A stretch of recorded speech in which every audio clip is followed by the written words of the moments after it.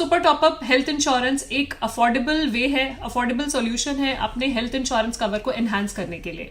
क्योंकि आपने जैसे देखा कि हेल्थ इंश्योरेंस की जो कॉस्ट है वो बढ़ती जा रही है, जितनी भी पॉलिसी लें ऐसे लगता है कि शायद इनफ नहीं है और ज्यादा इंश्योरेंस कवर की जरूरत है। तो सुपर टॉपअप हेल्थ इंश्योरेंस उसका सोल्यूशन है। तो आज ऐसे ही हम एक सुपर टॉपअप हेल्थ इंश्योरेंस के बारे में बात करेंगे, जो है आदित्य बिरला हेल्थ इंश्योरेंस का super health plus top up plan. So video start करने से पहले मैं अपने आप को इंट्रोड्यूस करना चाहूंगी। मेरा नाम है गुरलीन कौटिकू और मैं अपनी कंपनी चलाती हूँ हरिपत्ती के नाम से, एंड लास्ट 16 ईयर्स से एसोसिएटेड हूँ इंश्योरेंस एंड इन्वेस्टमेंट इंडस्ट्री के साथ, और एक सर्टिफाइड फाइनेंशियल प्लानर भी हूँ। और हर वीक आपके लिए वीडियोस लेकर आती हूँ जिससे कि आपकी इन्वेस्टमेंट और इंश्योरेंस की जर्नी सिंप्लीफाइड और हैप्पी बन पाए, क्योंकि हमारी कंपनी की टैगलाइन भी यही है, creating a wealth of happiness. Moving on to the video, Aditya Birla super health plus top up plan के बारे में कि इस प्लान की क्या एलिजिबिलिटी क्राइटेरिया है, कौन ये प्लान ले सकता है, इस प्लान को लेने का क्या फायदा है, क्या कवरेज स्कोप है, क्या आप अवेल कर सकते हैं, इस प्लान के वेटिंग पीरियड्स क्या है, एक्सक्लूजन्स क्या है, सब कुछ। पहले हम बात करेंगे बेसिक जो एलिजिबिलिटी क्राइटेरिया है। मिनिमम एंट्री एज है यहाँ पे 5 ईयर्स इंडिविजुअल पॉलिसी में, और फ्लोटर पॉलिसी में 91 डेज। मतलब अगर आप सिर्फ बच्चों की ही पॉलिसी, अगर बच्चा सिर्फ पॉलिसी में आना चाहता है तो minimum entry age is 5 years. अगर फैमिली फ्लोटर पॉलिसी में है तो 91 डेज का बेबी भी ऐड हो सकता है। मैक्सिमम एंट्री एज है 65 ईयर्स। इसका मतलब है कि मैक्सिमम 65 ईयर्स की एज पे आप एंटर कर सकते हैं। उसके बाद भी आप ये पॉलिसी कंटिन्यू कर सकते हैं, क्योंकि कई बार मेरे पास ये क्वेश्चन आता है कि 65 के बाद पॉलिसी खत्म हो जाएगी। नहीं, ये सिर्फ मैक्सिमम एंट्री एज है। आप पॉलिसी में कंटिन्यू कर सकते हैं फॉर लाइफ टाइम। जब तक आप पॉलिसी रिन्यू कर रहे हैं, you can continue with the policy.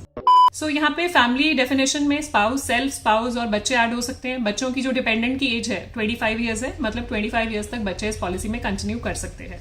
अब बात करेंगे कि सम एश्योर्ड क्या क्या अवेलेबल है इस पॉलिसी में। ऑप्शन जो अवेलेबल हैं जो आप चूज कर सकते हैं, सम एश्योर्ड अवेलेबल है 3 लाख, 4 लाख, 5 लाख, 7 लाख और 10 लाख। ये वाला सम एश्योर्ड अवेलेबल है 1 लाख, 2 लाख और 3 लाख के डिडक्टिबल के साथ। डिडक्टिबल पे मैं थोड़ा बात करना चाहूंगी। डिडक्टिबल होता है कि जो लेट्स से आपने अगर 10 लाख की पॉलिसी ली और 1 लाख रुपीज का आपने डिडक्टिबल ऑप्शन चूज करा। सुपर टॉपअप प्लान का मतलब ये है कि पहले जो 1 लाख रुपए का डिडक्टिबल है वो आप यूज करेंगे, वो आप या तो खुद पे करें या कोई और पॉलिसी पे करें या आपका कॉर्पोरेट कवर पे करें।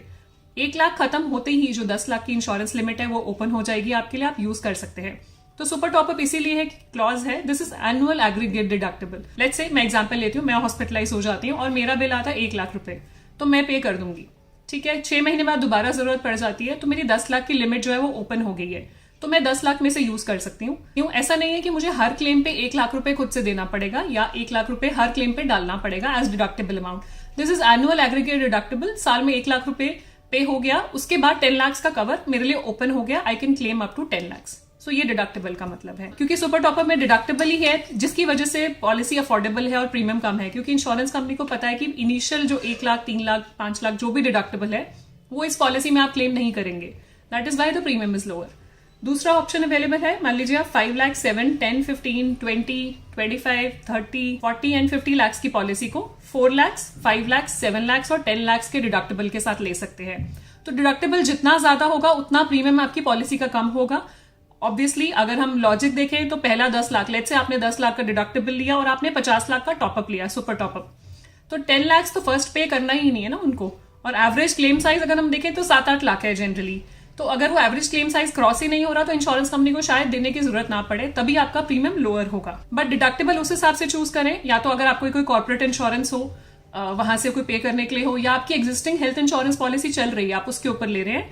ऐसा नहीं है कि 10 लाख का डिडक्टिबल ले लिया प्रीमियम कम करने के लिए और 50 लाख का इंश्योरेंस, तो कुछ बेस कुछ है ही नहीं, कोई पॉलिसी नहीं है, तो हमें अपनी पॉकेट से बेयर करना पड़ेगा। तो डिडक्टिबल वो ले जो आप खुद भी बेयर कर सके, अगर जस्ट इन केस आपके पास पॉलिसी नहीं है तो। सम एश्योर्ड ऑप्शन अवेलेबल है, 85 लाख की पॉलिसी आप ले सकते हैं 15 लाख के डिडक्टिबल के साथ, which is a good option, क्योंकि ज्यादातर इंश्योरेंस पॉलिसीज 10 लाख से ऊपर डिडक्टिबल ऑप्शन नहीं देती हैं। 90 लाख की पॉलिसी ले सकते हैं 10 लाख के डिडक्टिबल ऑप्शन के साथ। 95 लाख की पॉलिसी ले सकते हैं 5 लाख डिडक्टिबल ऑप्शन के साथ। तो ये सारे कॉम्बिनेशंस अवेलेबल है, आप कैसे भी चूज कर सकते हैं अपनी जरूरत और अपनी एग्जिस्टिंग पॉलिसी के हिसाब से। यहाँ बात करेंगे जो बेसिक कवरेज है, इन पेशेंट हॉस्पिटलाइजेशन है वो अप टू सम एश्योर्ड है। कोई रिस्ट्रिक्शन नहीं है रूम रेंट पे, कोई भी रूम आप ले सकते हैं। ये हॉस्पिटलाइजेशन एक्सपेंसेस जो है वो 30 डेज के हैं। पोस्ट हॉस्पिटलाइजेशन एक्सपेंसेस 60 डेज के, मतलब हॉस्पिटल जाने से पहले के जो एक्सपेंसेस है वो 30 डेज तक आप क्लेम कर सकते हैं, और पोस्ट जो है वो 60 डेज की। तो इसके लिए यूजुअली आप लोग क्वेश्चन पूछते हैं कि प्री एंड पोस्ट क्या करें, मतलब पहले प्री क्लेम कर लें, मान लीजिए आप डिस्चार्ज हो गए हॉस्पिटल से, आपके पास पहले के बिल्स और रिसीट सारी इंटैक्ट है, तो आपके क्वेश्चन पूछना है कि पहले वो क्लेम कर ले और पोस्ट हम बाद में कर ले। आपकी चॉइस है, अगर दोनों कंबाइन भी करना चाहे, मान लीजिए एक बारी हॉस्पिटलाइजेशन से डिस्चार्ज होने के बाद जो 60 डेज की विंडो है, आप उस टाइम पे जो भी बिल्स होंगे, रिसीट्स होंगे, कंसल्टेशन पेपर्स हैं, रिपोर्ट्स कराते हैं, तो वो क्लेम करना चाहते हो तो आप एक कंसोलिडेटेड बिल भी डाल सकते हैं, वो क्लेम पे हो जाता है। सो डे केयर ट्रीटमेंट्स भी कवर्ड है। डे केयर होता है जिसमें 24 आवर्स मिनिमम हॉस्पिटलाइजेशन का क्लॉज नहीं लगता है। आप मॉर्निंग में जाके इवनिंग को डिस्चार्ज हो जाते हैं तो वो कवर हो जाता है। तो बेसिकली प्रोसीजर होना चाहिए तभी वो कवर्ड होता है। सो 586 प्रोसीजर्स कवर्ड है डे केयर में and up to sum assured कोई रिस्ट्रिक्शन नहीं है। डोमिसलरी हॉस्पिटलाइजेशन भी कवर्ड है up to sum assured. Domiciliary hospitalisation होता है कि आप इस कंडीशन में नहीं है कि हॉस्पिटल जा पाए या हॉस्पिटल में रूम अवेलेबल नहीं है, तो that is also. Road ambulance भी कवर्ड है, इमरजेंसी रोड एम्बुलेंस। अगर आप नेटवर्क प्रोवाइडर पे जा रहे हैं, मतलब जो इनका नेटवर्क हॉस्पिटल लिस्ट है वहां पे आप ट्रीटमेंट ले रहे हैं,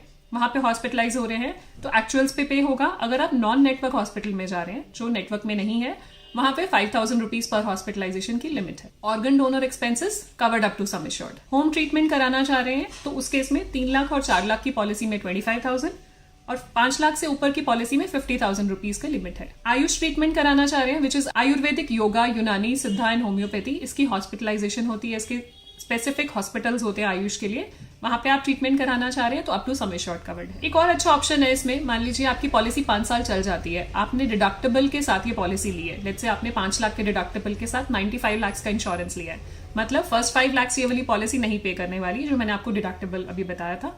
तो अगर 5 साल के बाद मान लीजिए आप इसको कन्वर्ट करना चाहते हैं बेस पॉलिसी में, तो आप कन्वर्ट कर सकते हैं। तो 95 लाख को मतलब डे 1 से आप कवर करना चाहें या what ever sum assured you want, day 1 से कवर करना चाहें, डिडक्टेबल रिमूव करना चाहें, वो कर सकते हैं, प्रोवाइडेड आपकी एज 50 ईयर्स से कम होनी चाहिए एंड 5 ईयर्स के कंटिन्यूस रिन्यूअल हुए होने चाहिए, तभी ये ऑप्शन मिलेगा। तो ये एप्लीकेबल कहाँ पे होता है? मान लीजिए अभी आपका कॉर्पोरेट कवर है, आप चाहते हैं कि मैं सुपर टॉपअप पॉलिसी ले लूं, 5 लाख का मेरा कॉर्पोरेट इंश्योरेंस है, मैं सुपर टॉपअप पॉलिसी ले लूं सो दैट मेरा प्रीमियम भी कम आए, तो 5 लाख मेरा कॉर्पोरेट कवर से पे हो जाएगा, उसके ऊपर मैं सुपर टॉपअप से क्लेम कर सकती हूँ या कर सकता हूँ।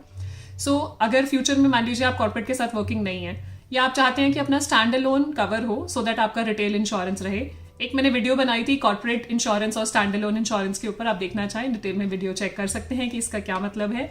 और तो आपके पास वो कन्वर्जन का ऑप्शन है, वो डिडक्टेबल रिमूव कर सकते हैं आप इस पॉलिसी में। कोविड-19 की हॉस्पिटलाइजेशन कवर्ड है इस पॉलिसी में। डोमेस्टिक इमरजेंसी एयर एम्बुलेंस भी कवर्ड है इस पॉलिसी में।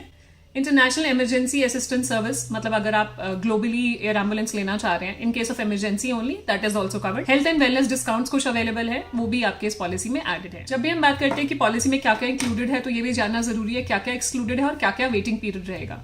बहुत सारे लोग ये क्वेश्चन पूछते हैं कि मेरी पॉलिसी कितने टाइम बाद एक्टिव हो जाएगी, कितने टाइम बाद मुझे कवरेज मिलेगा उसका, क्या मैं 30 डेज के बाद फुल क्लेम कर सकता हूँ? ऐसा नहीं है, पॉलिसी में कुछ वेटिंग पीरियड्स होते हैं, प्लीज वो ध्यान से देखें, क्योंकि यही चीजें होती हैं जिसकी वजह से क्लेम रिजेक्ट होते हैं। आपकी एक्सपेक्टेशन है कि मुझे 30 डेज के बाद मेरी पॉलिसी फुली कवर्ड होगी, ऐसा नहीं होता है। आप प्लीज एक्सक्लूजन्स ध्यान से देखें।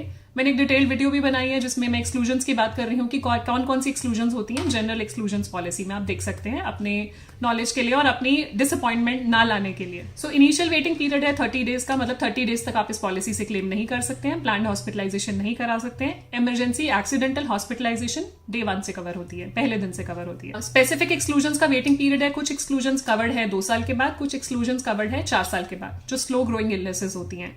प्री एग्जिस्टिंग डिजीजेस का वेटिंग पीरियड है, मतलब पहले से कोई प्री एग्जिस्टिंग डिजीज है जो आप डिस्क्लोज कर रहे हैं, उसका 36 मंथ्स का वेटिंग पीरियड है। 1 साल, 2 साल, 3 साल की पॉलिसी अवेलेबल है। अगर आप 2 साल का अपफ्रंट प्रीमियम देते हैं तो आपको 7.5% डिस्काउंट मिलता है। 3 साल का अपफ्रंट प्रीमियम देते हैं तो 10% डिस्काउंट आपको कंपनी देती है। कुछ परमानेंट एक्सक्लूजन है पॉलिसी में, जैसे कि hearing aids, spectacles, contact lenses, ये नहीं कवर्ड है। बॉल्डनेस का ट्रीटमेंट कवर नहीं होता है, विग्स का, बॉल्डनेस का। तो बेसिकली कॉस्मेटिक ट्रीटमेंट्स है, अगर आप देख पा रहे हैं, ये कवर्ड नहीं है। Cosmetic, aesthetic and reshaping treatments and surgeries covered नहीं है। अगर आप इंटॉक्सिकेंट या कोई अल्कोहल या ड्रग के इन्फ्लुएंस में आने के बाद या पॉलिसी आपको यूज करनी पड़ती है, कोई इलनेस या इंजरी होती है, then also it is not covered.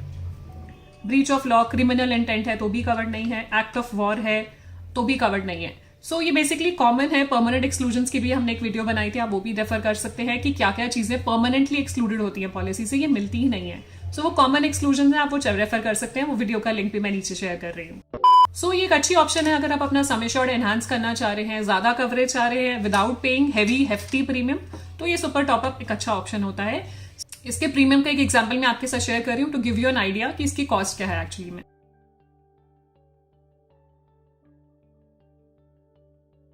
ये था हमारी तरफ से Aditya Birla super health plus top up plan. So कुछ भी क्वेश्चंस हो इस प्लान के regarding please share in the comment section. हमारा फोन नंबर, ईमेल आईडी नीचे, आप हमें कांटेक्ट कर सकते हैं। क्विक रिमाइंडर, अगर अभी तक हमारे चैनल को आपने सब्सक्राइब नहीं करा है, please subscribe. I promise you will get the useful content every time. And मिलते हैं आपको जल्दी। Stay safe, take care, bye bye. Aditya Birla health insurance का, आदित्य बिरला हेल्थ, जिससे कि आपकी इन्वेस्ट, ये खत्म वाला नहीं, हाँ ना, मैं अभी बोल नहीं रही हूँ।